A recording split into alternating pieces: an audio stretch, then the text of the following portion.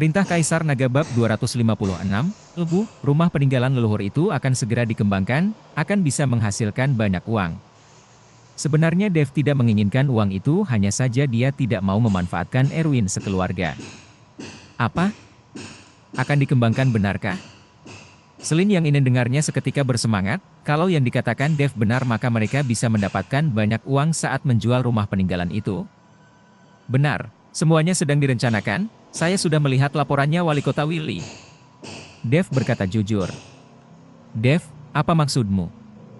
Jadi maksudmu saya ini sedang membohongi kalian untuk meraup keuntungan kamu melihatnya dalam laporan Wali Kota Willy? Kamu sedang membual ya?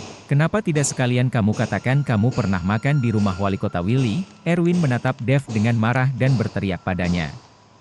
Saya memang pernah makan di rumah Wali Kota Willy. Dev menganggukkan kepalanya. Hahaha. Perkataan Dev mengundang gelak tawa dari semua orang, bahkan Charles yang tidak berkata apapun dari tadi juga mencibir. Saya pernah bertemu dengan banyak pembual tapi yang seperti kamu ini baru pertama kali saya temui. Apa kamu tahu siapa saya? Berani mengatakan hal seperti ini di depan saya. Saya akan memberitahumu dengan jujur. Sebentar lagi Wali Kota Willy akan datang kemari untuk makan. Ayahku juga akan menemaninya. Bukankah tadi kamu bilang kalau kamu pernah makan di rumah Wali Kota Willy? Kalau begitu saya akan mengajakmu menemuinya dan bersulang dengannya, dan lihat apakah dia mengenali siapa kamu. Baik. Dev mengangguk tanpa ragu. Dev. Selin segera menarik lengan baju Dev. Bercanda dalam hal lain tidak masalah, tapi kalau candaannya menyangkut pemimpin kota, itu namanya cari mati. Edward juga berkata dengan dingin, Dev, duduk kamu. Edward juga tidak percaya Dev pernah makan di rumah Willy. Karena Dev hanyalah rakyat biasa, bisa makan di rumah wali kota adalah hal yang tidak mungkin. Mendengar perkataan Edward, Dev hanya bisa duduk. Seketika, semua orang memandang Dev sambil meremehkannya.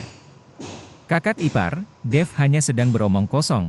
Kalau di sana akan dikembangkan saya mana mungkin udah tahu, kalau menurutku dia tidak ingin mencari pekerjaan dan tidak ingin melewati kehidupan yang baik.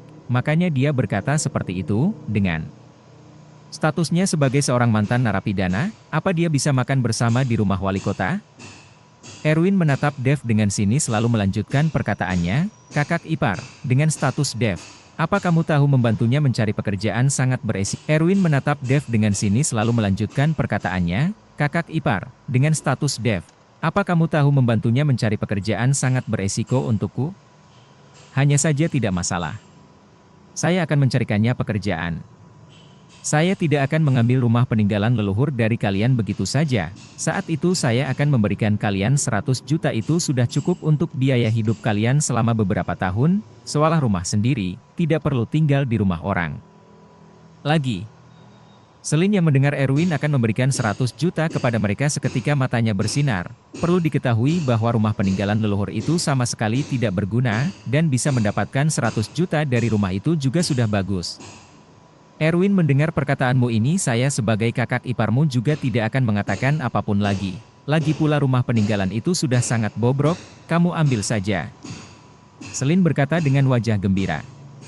Melihat Selin menyetujuinya, secercah kegembiraan juga terlihat di mata Erwin.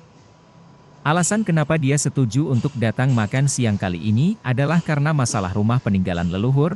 Lokasi itu akan segera dikembangkan dan dia sudah mendapatkan informasi dari orang dalam asalkan bisa mendapatkan rumah peninggalan leluhur.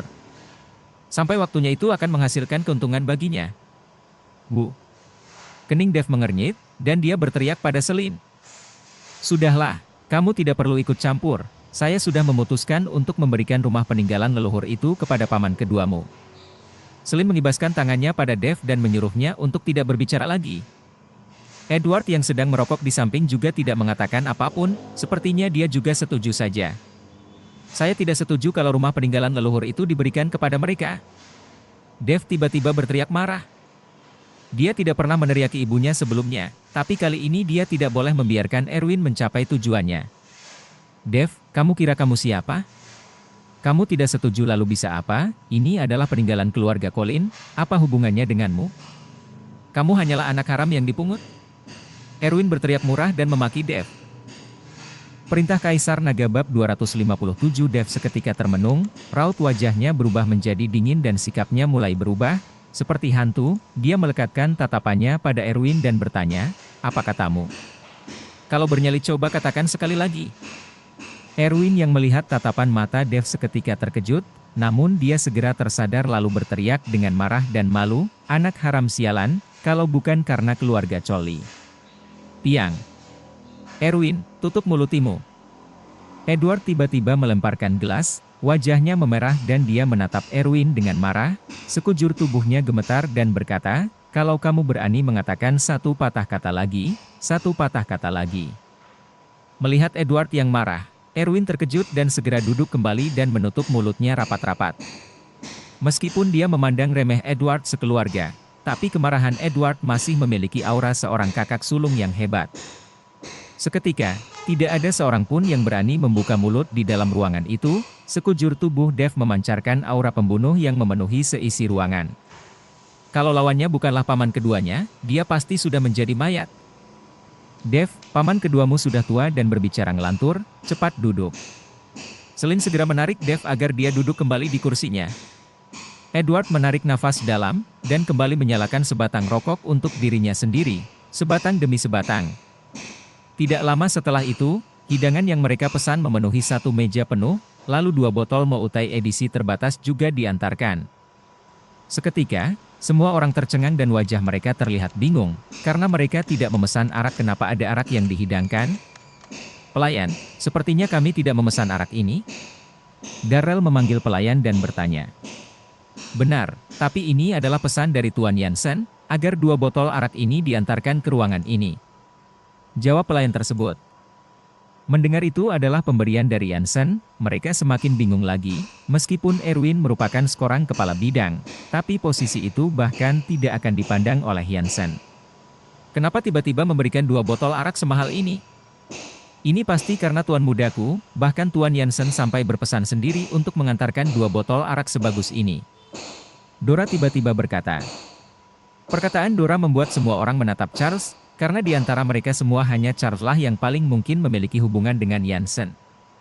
Karena bagaimanapun ayah Charles adalah seorang kepala dewan, dan kalau dia kenal dengan Yansen juga sangat normal. Charles, tidak disangka kamu kenal dengan Yansen, 2 botol arak ini tidak murah. Sepertinya Tuan Yansen sangat memberi muka padamu ya?" Erwin berkata dengan kaget. "Hehe." Charles tertawa pahit. "Ayah, Ibu, saya dan Yansen hanya pernah makan bersama beberapa kali, tidak disangka dia tahu saya datang kemari dan mengantarkan 2 botol arak ini untuk memberi muka padaku. Kakak ipar, kamu sangat hebat. Kamu bisa kenal dengan orang seperti Yansen, kalau begitu di kota Surau ini nantinya tidak ada orang yang berani bersikap tidak hormat kepadaku." Darrell terlihat sangat bersemangat dan senang kalau kakak iparnya kenal dengan Yansen, maka di kota Surau ini tidak ada lagi yang berani mengganggu dirinya. Edward dan Selin yang melihat mereka juga hanya tersenyum, namun di dalam tatapan mereka terlihat cemburu. Hanya Dev yang tetap duduk dan tidak menunjukkan ekspresi apapun, karena dia tahu arak itu bukan diberikan Yansen untuk Charles, hanya saja dia tidak ingin membeberkan rahasianya, dia masih sedang memikirkan perkataan Erwin tadi. Dev tidak mempercayai kalau dirinya benar-benar dipungut. Pada saat itu dirinya segera memikirkan kembali saat dia di penjara, dan suatu kali saat Ryu meraih tangannya dan mendengarkan denyut nadinya. Saat itu Ryu mengatakan kalau dirinya memiliki darah naga di dalam tubuhnya, dan bukan anak dari orang biasa. Namun Dev tahu kalau orang tuanya adalah orang yang sangat biasa, dan tidak memperdulikan perkataan Ryu. Namun saat ini, Dev mulai mencurigai statusnya karena Erwin tidak mungkin beromong kosong tanpa alasan, dan hati Dev mulai kacau. Perintah Kaisar Naga bab 258, "Ayah, Ibu, saya akan menuangkannya untuk kalian, arak ini tidak murah, kalau bukan karena Charles, kita tidak akan mempunyai kesempatan untuk minum Moutai edisi terbatas seperti ini." Gemma berkata sambil membuka botol arak dan menuangkan untuk Dora dan Erwin. "Kak, saya juga mau mencoba segelas, saya belum pernah minum." Darrell segera mengangkat gelasnya, dan berkata pada Gemma sambil tersenyum. "Minggir, anak kecil, untuk apa minum arak?" Gemma memelototi Darrell lalu menuangkan segelas untuk Charles dan dirinya sendiri. "Kakak ipar, coba lihat kakakku ini." Darrell menatap Charles dengan tatapan memelas. "Hahaha. Charles tertawa, tuangkan juga segelas untuk Darrell, arak seperti ini sudah diminum juga sudah tidak ada, kedepannya juga tidak diproduksi lagi. Terima kasih kakak ipar. Darrell yang mendengarnya langsung bahagia dan memegang botol itu untuk menuangkan pada gelasnya sendiri. Erwin sekeluarga sudah memenuhi gelas mereka dengan arak Moutai, hanya keluarga Dev yang tidak dituangkan. Celine tidak masalah karena dia memang tidak minum alkohol, dan Dev juga sedang melamun saat ini. Hanya Edward yang menjilat bibirnya, hatinya sudah merasa sangat menginginkannya, tapi arak ini dihadiahkan kepada Charles, tidak peduli seberapa dia menginginkannya kalau mereka tidak menuangkannya, dia juga tidak boleh langsung mengambilnya. Melihat sikap Edward, Erwin dan sekeluarga menunjukkan senyuman menghina. Darrell, cepat tuangkan arak untuk pamanmu, meskipun arak ini dihadiahkan oleh Jansen kepada kakak iparmu tapi makan siang kali ini ditraktir oleh pamanmu, dia juga harus mencicipinya. Dora berkata pada Darrell sambil angkat alisnya. Baik. Darrell mengangkat botol arak dan berkata pada Edward, Paman, saya akan menuangkan sedikit arak untukmu, kalau kamu tidak minum sekarang, mungkin seumur hidup tidak akan pernah punya kesempatan untuk minum arak seperti ini lagi. Edward awalnya tidak ingin memakan hidangan pemberian sedekah, namun karena aroma arak ini terlalu kuat, Edward tidak bisa menahan diri dan segera mengulurkan gelasnya. Darrell yang melihat itu menyeringai dan menuangkan beberapa tetes arak ke dalam gelas Edward. Arak ini sangat mahal, harganya mungkin mencapai jutaan, Paman kamu coba sedikit saja ya, Darrell berkata sambil meletakkan botol arak itu. Melihat beberapa tetes arak sedekah yang ada di dalam gelasnya, Edward pada akhirnya tetap membuka mulut dan meminum arak itu. Seperti yang diharapkan dari Moutai edisi terbatas, melihat beberapa tetes arak sedekah yang ada di dalam gelasnya, Edward pada akhirnya tetap membuka mulut dan meminum arak itu. Seperti yang diharapkan dari Moutai edisi terbatas, arak itu sangat wangi. Hahaha. Melihat sikap Edward semua orang mulai tertawa. Duduk, lihat sikapmu yang memalukan itu. Celine menarik Edward untuk duduk dengan kesal. Edward baik dari sisi manapun, hanya ada satu kekurangan yaitu kecanduannya terhadap alkohol dan harus minum setiap harinya. Ayo, kita juga minum. Charles mengangkat gelasnya dan mulai minum. Segera, 2 botol arak itu habis dan Erwin sekeluarga berbincang-bincang dengan seru. Sedangkan keluarga Dev hanya diabaikan. Tiba-tiba terdengar suara telepon berdering. Charles mengeluarkan ponselnya dan melihat pesan singkat yang dikirimkan ayahnya untuknya. Charles, apakah itu pesan dari ayahmu? Wali kota Willy sudah sampai? Erwin bergegas bertanya. Lia, sudah sampai, sedang di dalam ruangan VIP King, ayahku memanggil kita ke sana. Charles mengangguk. Erwin yang mendengarnya seketika gemetar, bisa minum bersama dengan wali kota merupakan keberuntungannya. Kalau begitu jangan ditunda lagi, ayo kita segera ke sana. Erwin mengangkat gelasnya dan berkata dengan panik. Ayah, saya juga mau ke sana, saya belum pernah minum bersama dengan pejabat penting. Darrell mengangkat gelasnya dan bangkit berdiri. Untuk apa anak kecil sepertimu ikut, duduk dan tunggu di sini. Erwin mekelototi Darrell. Dia takut Darrell tidak bisa menjaga ucapannya dan menyinggung Willy. Kalau sampai itu terjadi, akan merepotkan, karena orang-orang yang bisa minum bersama dengan wali kota pasti bukan orang biasa. Ayah, biarkan Darrell ikut ya, bisa melihat cara kerja dunia juga merupakan hal baik untuknya. Charles membujuk Erwin. Baiklah, ingat, sampai di sana jangan mengatakan apapun. Erwin berpesan pada Darrell. Perintah Kaisar Naga bab 259, saya juga ikut. Saya juga, saya ingin bertemu dengan wali kota Willy yang tidak mementingkan diri sendiri itu. Dora dan Gemma juga serempak berkata mereka ingin ikut. Baik, kita pergi bersama. Charles melambaikan tangannya. Dan saat Erwin sekeluarga bersiap pergi untuk bersulang, Charles tiba-tiba berhenti dan berkata pada Dev, bukankah kamu bilang pernah makan bersama wali kota di rumahnya? Sekarang kami mau pergi bersulang dengan wali kota, kamu tidak mau ikut? Ucapan Charles membuat Erwin sekeluarga menatap Dev. Mereka tahu kalau Dev pasti tidak berani dan kalau dia pergi itu akan segera mengungkap kebohongannya. Dev menggelengkan kepala, kalau mau bersulang, juga dia yang harus datang untuk bersulang denganku. Mendengar ucapan Dev membuat mereka semua termenung lalu tertawa terbahak-bahak. Dev ini sedang bermimpi ya? Kamu menyuruh wali kota untuk datang kemari dan bersulang denganmu?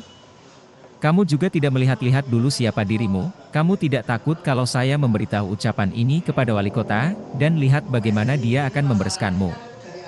Setelah berkata, Charles membawa Erwin dan yang lainnya keluar.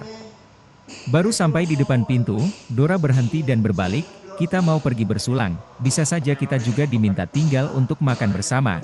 Sampai waktu itu kalian langsung bayar saja, tidak perlu menunggu lagi, 2 botol rak kosong itu juga akan berharga beberapa ratus ribu, jangan lupa dibawa pulang, itu akan cukup untuk biaya makan kalian selama beberapa hari, Dora berkata lalu tertawa terbahak-bahak.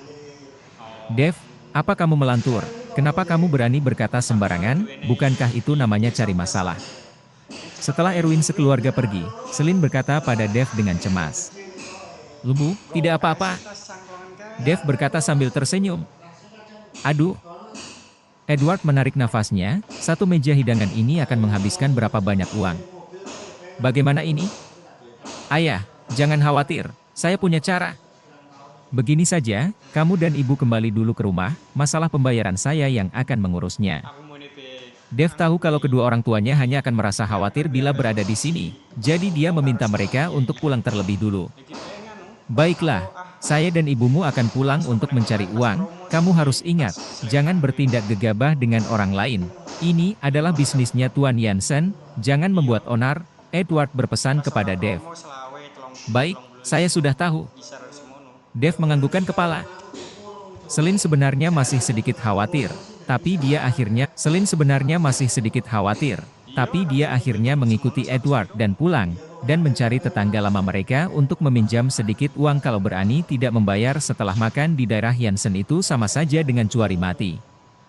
Setelah orang tuanya pergi, Dev kembali duduk dan memikirkan identitas aslinya. Sedangkan di sisi lain, Erwin dan sekeluarga sedang naik lift menuju ruangan VIP King tempat Willy berada. Melihat ruangan VIP yang begitu mewah, mata Darrell seketika menunjukkan ketidakpercayaan. Kakak ipar, kapan kamu akan membawa kami makan di ruangan VIP seperti ini? Lihatlah Dev yang bodoh itu, malah membawa tamunya makan di ruangan VIP biasa. Darrell bertanya pada Charles. Dev si bodoh itu saja tidak sanggup membayar untuk makan di ruangan VIP biasa. Lihatlah bagaimana dia akan membayar nanti, kalau dia berani kabur, bisa saja Tuan Jansen menghabisi nyawanya. Gemma menutup mulutnya dan terkekeh. Diam kalian berdua, apa kalian tidak tahu tempat seperti apa ini? Yang makan di dalam semuanya adalah orang penting. Kalau sampai suara kalian yang keras itu mengganggu mereka yang sedang makan, maka masalah akan runyam. Charles menghardik dua orang itu. Darrell dan Gemma yang terkejut seketika menutup rapat mulut mereka. Erwin juga berkata, yang Charles katakan benar, kalian harus memperhatikan sikap kalian, kurangi bicara, dan perbanyak belajar dari kakak ipar kalian. Pada saat itu di dalam ruangan VIP King, Willy dan beberapa rekan pejabat lainnya sedang makan dan berbincang-bincang. Salah satunya adalah ayahnya Charles, Salman, dan kalau dilihat dari urutan duduk mereka, Salman seharusnya merupakan pejabat dengan status paling rendah di antara mereka semua. Entah itu menuangkan teh atau arak, semua dilakukan dan dilayani oleh Salman sendiri, bahkan tidak membutuhkan pelayan.